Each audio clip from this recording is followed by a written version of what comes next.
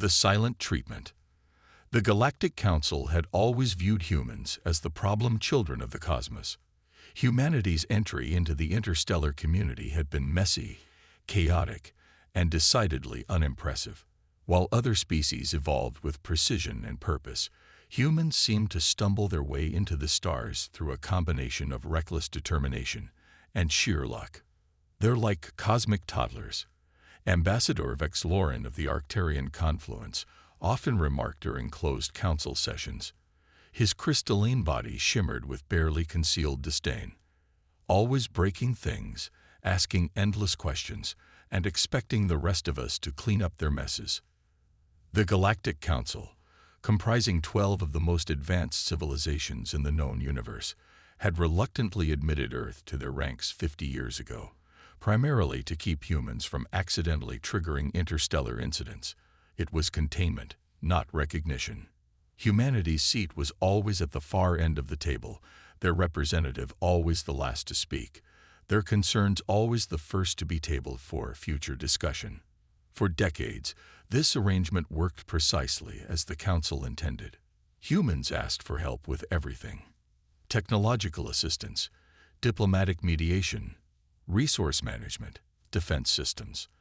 And the Council provided just enough support to keep Earth dependent while ensuring humans never developed capabilities that might threaten the established order.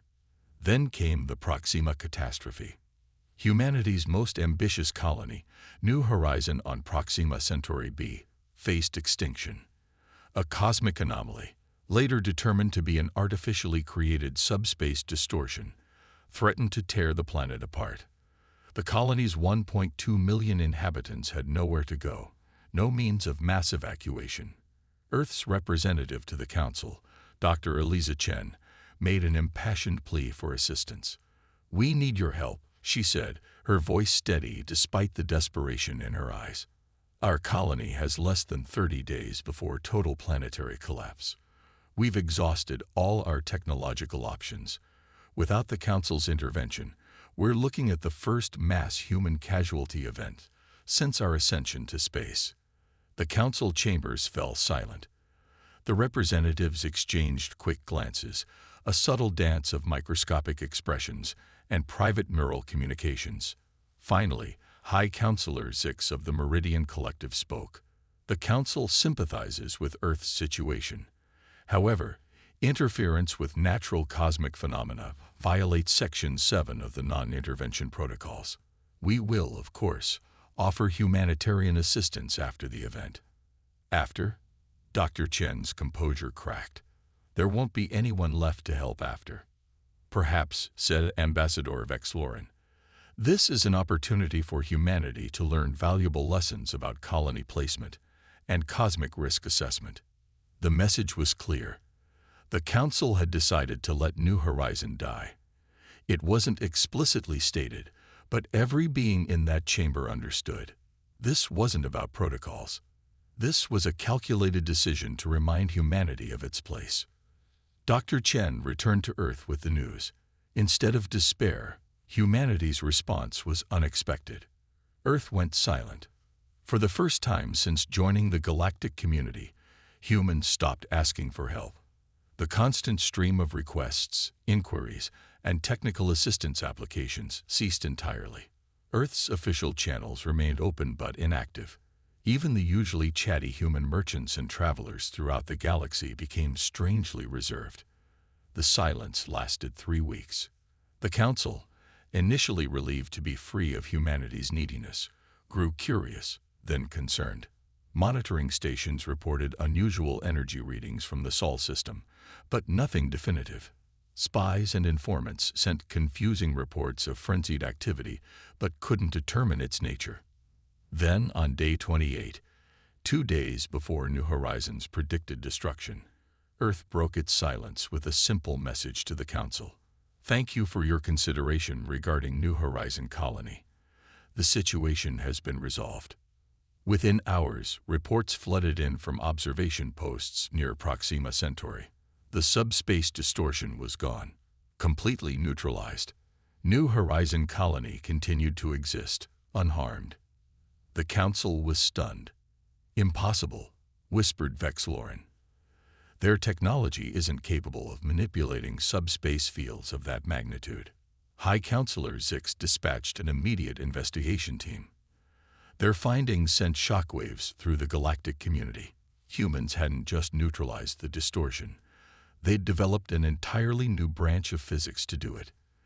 In 3 weeks, working in unprecedented global unity, Earth's scientists had created what they modestly called dimensional anchoring, a technology that could stabilize spatial anomalies by creating quantum bridges between parallel probability states. It was elegant, revolutionary, and theoretically impossible for a species at humanity's development stage. More disturbing was the investigation team's secondary finding. The subspace distortion threatening New Horizon hadn't been natural at all. It bore energy signatures consistent with Arcturian technology, Vexloren's people. When confronted with this evidence in an emergency council session, Vexloren denied all knowledge. Even if some rogue elements of my species were involved, the humans shouldn't have been able to detect this, let alone counter it. They're hiding something. Dr. Chen, now seated closer to the center of the council table, merely smiled. We've never hidden anything. You simply never asked what we were capable of when properly motivated. The rumors spread quickly throughout the galaxy. Humans had developed dimensional technology in 3 weeks. Humans had detected a covert operation that should have been undetectable. Humans had stopped asking for help. In the council chambers, the representatives of the 12 most powerful civilizations in the galaxy looked at Earth's ambassador with new eyes. For the first time, there was something beyond condescension in their gaze. It was the first flicker of fear. The awakening. Fear, as the more experienced galactic civilizations knew, was a dangerous emotion. It led to poor decisions, rash actions, and regrettable consequences. In the wake of the Proxima incident, the Galactic Council made all of these mistakes. First came the sanctions. Earth found its trade routes restricted, its diplomats scrutinized, its travelers subject to enhanced security protocols. The official reason: concerns about unregulated technological development. The real reason: buying time to understand what humans had actually done. Next came the isolation attempts. The Council quietly encouraged its member worlds to reduce cultural and scientific exchanges with humans. Information containment, they called it. Quarantine was more accurate. Finally came the infiltration. Spies from a dozen worlds descended on Earth, seeking the secrets of dimensional anchoring technology. Few returned. Those who did brought back conflicting and often nonsensical information. They're hiding their research in plain sight, reported one Meridian operative. They call it theoretical physics and publish it in open academic journals, but the critical applications are encoded somehow. Nonsense, countered a Drovian intelligence officer. The technology is decentralized. Every human seems to understand a piece of it, but no individual comprehends the whole. Both were wrong. The truth was simpler and more terrifying. Humans weren't hiding anything at all. 6 months after the Proxima incident, Earth made a public announcement to the galaxy. Dr. Chen, now elevated to Earth's Secretary of Interstellar Relations, delivered the message directly to the Council and simultaneously broadcast it across all galactic frequencies. For decades, humanity has been the grateful recipient of galactic knowledge. We've learned much from our cosmic neighbors, and we're thankful for that opportunity. However, recent events have reminded us of an old Earth saying: necessity is the mother of invention. When New Horizon faced extinction and help wasn't forthcoming, we rediscovered something about ourselves. She paused, her expression serene. Humanity doesn't advance gradually. We make quantum leaps when challenged. We've named this phenomenon crisis evolution. Our species' tendency to achieve extraordinary technological and social breakthroughs when faced with extinction-level threats. It's not something we can control or replicate under normal conditions. It simply happens. The council chamber erupted in protests and demands for clarification. Dr. Chen waited patiently until the noise subsided. We're not making demands or threats, she continued. We're simply providing context for what happened and what may happen in the future. Humanity wishes to be a full partner in galactic affairs, not a perpetual ward. We believe we've demonstrated our potential value to the community. What Dr. Chen didn't say, but what every council member understood, was that humanity had proven itself dangerous. If pushed to the brink, these unpredictable beings might develop technologies that could upset the careful balance of power that had kept the peace for millennia. For 2 tense years, the galaxy held its breath. Earth continued its development, introducing incremental but impressive innovations in energy production, medicine, and computational systems. Nothing revolutionary, but enough to demonstrate ongoing progress. Humans began expanding again, establishing colonies with newfound confidence, trading with species who defied the Council's unofficial embargo. Then came the Hive. Nobody knew where they originated. They simply appeared at the galaxy's edge, a vast, coordinated swarm of biomechanical entities that consumed everything in their path. They weren't interested in communication, negotiation, or conquest, only consumption. The Galactic Council's response was predictable. Study, debate, form committees, develop protocols. By the time they authorized military action, 3 outer systems had already fallen. The great powers of the galaxy mobilized their forces. The Arcturian fleet, with its crystalline ships and energy weapons. The Meridian Psionic warriors. The Drovian temporal manipulators. All failed to halt the Hive's advance. As the crisis deepened, an unexpected message arrived from Earth. We may be able to help. The Council, desperate now, convened an emergency session. Dr. Chen, still Earth's representative, stood before them with a proposal. Dimensional anchoring was just the beginning, she explained. The crisis of New Horizon awakened something in our collective consciousness. We've since developed what we call phase shift technology. It allows matter to exist slightly out of sync with normal spacetime. The Hive entities are connected by a singular consciousness that operates on quantum entanglement principles. We believe we can exploit this with a phase-shifted disruption. Why would you help us? Demanded Vexlorin, his crystalline form clouded with suspicion. We abandoned your colony. Because that's what humans do, Dr. Chen replied simply.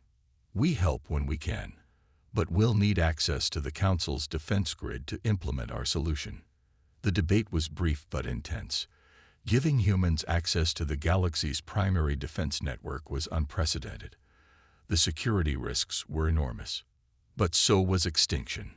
We accept your offer, High Counselor Zix finally announced. With conditions. Dr. Chen smiled. Of course, but we have conditions too. For the first time in galactic history, humans negotiated as equals with the Council. The terms were straightforward. Earth would provide the technology to defeat the Hive. In exchange, humanity would receive full membership status in the Council, unrestricted research rights, and reparations for the Proxima sabotage. Within days, human engineers were integrated into the defense grid command centers. They'd brought strange devices, unusual mathematical models, and a confidence that bordered on recklessness. Many Council species found these traits unsettling. All found them effective. When the Hive reached the core systems, they encountered an invisible wall of phase-shifted space. Their quantum-entangled consciousness fragmented, confused by signals that existed partially outside normal reality. As predicted, the swarm collapsed into disorganized individual units, easily contained and eventually eliminated. In the aftermath, the galaxy looked at humans differently. The species that had once been dismissed as cosmic toddlers had saved them all. Yet instead of gratitude, many felt unease. At the victory celebration on the Council homeworld, Dr. Chen found herself approached by Vexlorin. You knew, didn't you? The Arcturian ambassador asked quietly. You knew we'd eventually need your help. Dr. Chen sipped her drink. We suspected something would happen eventually. The galaxy is full of challenges after all. And now humanity sits on the Council, with access to all our accumulated knowledge and technology. Vexloren's crystalline form refracted light in patterns that indicated deep concern. What happens when the next crisis comes? What will humans evolve into then? Dr. Chen's smile remained pleasant, but her eyes held something ancient and knowing. That's the question the galaxy should have been asking from the beginning, she said. Not how much trouble humans might cause, but how much trouble we might prevent. She raised her glass. To partnership, Ambassador, and to whatever comes next. Across the galaxy, the story spread. Humans, when pushed to their limits, became something else entirely. Something unpredictable. Something powerful. The day humanity stopped asking for help was the day the galaxy began to fear them, not for what they had done, but for what they might become. The cosmic toddlers had grown up, and the universe would never be the same. The end.